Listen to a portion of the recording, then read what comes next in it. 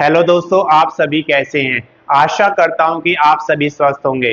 दोस्तों, आज इस वीडियो में हम लेकर आए हैं कि DSSB ने यहां पर PRT के लिए रिक्रूटमेंट निकाले हैं, जिसके ऑनलाइन एप्लीकेशन कब से शुरू होंगे, अंतिम तिथि क्या रहेगा, कितना आवेदन शुल्क आपको देना है, क्या एज क्राइटेरिया रखा गया है और आपकी क्वालिफिकेशन क्या होनी चाहिए, ये सारा कुछ इस वीडियो में डिस्कस करेंगे। अगर अभी तक आपने चैनल को सब्सक्राइब नहीं किया, सब्सक्राइब करें, वीडियो को लाइक करें और ज़्यादा से ज़्यादा शेयर करें ताकि ये वीडियो उन सभी दोस्तों के पास पहुंचे जो DSSB में PRT का फॉर्म फिल करना चाहते हैं। सबसे पहले हम बात करते हैं इसके प्रारंभिक तिथि की। तो इसके ऑनलाइन एप्लीकेशन शुरू हो जाएंगे 17/9/2025 से।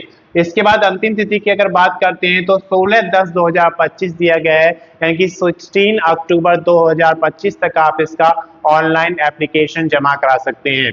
आवेदन शुल्क आप 16/10/2025 तक जमा करा सकते हैं। अगर आप जनरल कैटेगरी, OBC या फिर EWS के अंतर्गत आते हैं तो आपको 100 रुपये का एप्लीकेशन फीस देना होगा। और अगर आप SC, ST, फिजिकल हैंडीकैप या फिर महिला कैंडिडेट्स हैं तो आपको इसके लिए कोई आवेदन शुल्क नहीं देना है। इसके बाद हम बात करते हैं यहाँ पर कि जो आवेदन शुल्क है आप कैसे जमा करा सकते हैं। तो उसके लिए आप debit card, credit card, net banking या फिर कैश कार्ड भी यूज कर सकते हैं। ये सारे मीडियम हैं जिससे आप इसका एप्लीकेशन फीस जमा करा सकते हैं। आयु की अगर बात करते हैं तो 16/9/2025 को आपकी आयु कैलकुलेट की जाएगी। उस समय आपकी आयु अधिकतम यहाँ पर 30 वर्ष मांगा गया है। और उसके साथ साथ अगर आयु में छूट की बात करते हैं तो रिजर्व कैटेगरीज में यहाँ पर आयु में छूट दी जाएगी। DSSB PRT 2025 का जो ऑफिशियल नोटिफिकेशन है उसके अनुसार आपको आयु में छूट दी जाएगी। इसके बाद बात करते हैं यहाँ पर कुल पदों की संख्या की। तो यहाँ पर 1180 पद निकाले गए हैं जो कि ऑल इंडिया के लिए हैं। आप इंडिया के किसी भी स्टेट में या यूनियन टेरिटरी में रहते हैं तो आप इसका ऑनलाइन एप्लीकेशन जमा करा सकते हैं। इसके बाद हम बात करते हैं यहाँ पर क्वालिफिकेशन यानी कि योग्यता की। तो यहाँ पर जो योग्यता यानी कि क्वालिफिकेशन का क्राइटेरिया रखा गया है, फर्स्ट देखें तो 10th प्लस 2 अगर पास किया है आपने 50% मार्क्स के साथ और 2 ईयर का DLED आपने किया है तो आप इसके लिए एलिजिबल है, आप इसका फॉर्म फिल कर सकते हैं। या फिर आपने 10th प्लस 2 45% मार्क्स के साथ पास किया हुआ है और 2 ईयर का DLED आपने किया है NCTE 2002 एक्ट के अनुसार तो आप इसके लिए एलिजिबल है, आप इसका फॉर्म फिल कर सकते हैं।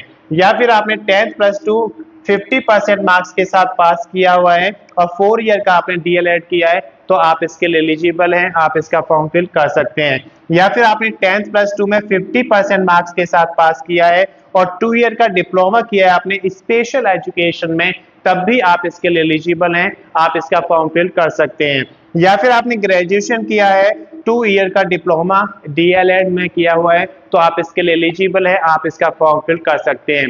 इसके साथ साथ आपको यहाँ पर CTET का पेपर 1 क्वालिफाइड करना जरूरी है। अगर आपने CTET का पेपर 1 क्वालिफाइड नहीं किया है तो आप इसका लिए एलिजिबल नहीं है। उसके साथ साथ आपको इनमें से किसी एक लैंग्वेज में 10th प्लस 2 यानी कि सेकेंडरी लेवल यहाँ पर देख सकते हैं तो उस पर आपके पास इनमें से कोई भी एक सब्जेक्ट होना चाहिए, जैसे हिंदी, इंग्लिश, पंजाबी या फिर उर्दू। अब बात करते हैं यहाँ पर डॉक्यूमेंट्स की। तो डॉक्यूमेंट्स की जब बात करते हैं तो जब आप ऑनलाइन एप्लीकेशन जमा करते हैं तो उसमें कुछ डॉक्यूमेंट्स आपको अपलोड करने होते हैं, जैसे कि आपके एजुकेशनल डॉक्यूमेंट्स, इनकी स्कैन कॉपी आपके पास होनी चाहिए। ID प्रूफ, एक वैलिड ID प्रूफ की स्कैन कॉपी आपके पास होनी चाहिए। एक वैलिड एड्रेस प्रूफ की स्कैन कॉपी आपके पास होनी चाहिए।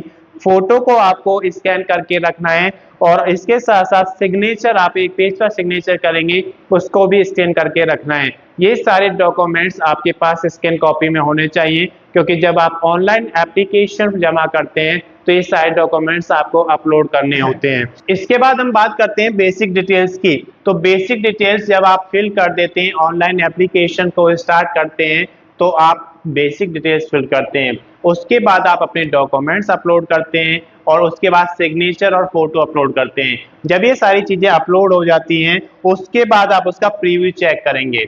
अगर प्रीव्यू चेक करने पर आपको लगता है कि उसमें कोई गलती आपने की है तो आप उसे सुधार सकते हैं, और अगर प्रीव्यू चेक करने पर आपको लगता है कि आपने कोई गलती नहीं की है तो आप उसका फाइनल सबमिशन कर देंगे। और फाइनल सबमिशन करने के बाद आप उसका प्रिंट आउट जरूर निकालेंगे ताकि आपके पास एक रिकॉर्ड रहता है कि उस भर्ती में कौन कौन से डॉक्यूमेंट्स आपने अपलोड किए हैं, कौन कौन से डॉक्यूमेंट्स आपको आगे रेडी रखना है। अगर इसकी अधिक जानकारी आपको लेना है तो उसके लिए आप इसका DSSB का PRT 2025 का जो ऑफिशियल नोटिफिकेशन है उसे पढ़ेंगे तो संपूर्ण जानकारी आपको मिल जाएगी।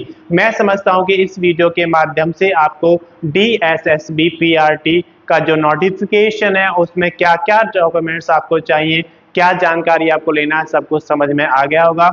अगर अभी तक आपने चैनल को सब्सक्राइब नहीं किया, सब्सक्राइब करें, वीडियो को लाइक करें और ज़्यादा से ज़्यादा शेयर करें ताकि ये वीडियो उन सभी दोस्तों के पास पहुंचे जो DSSB में PRT की जॉब करना चाहते हैं। अगर आपने पिछला वीडियो नहीं देखा है तो उसका लिंक मैं इसके डिस्क्रिप्शन में शेयर कर दूंगा, आप वहां से देख सकते हैं। धन्यवाद।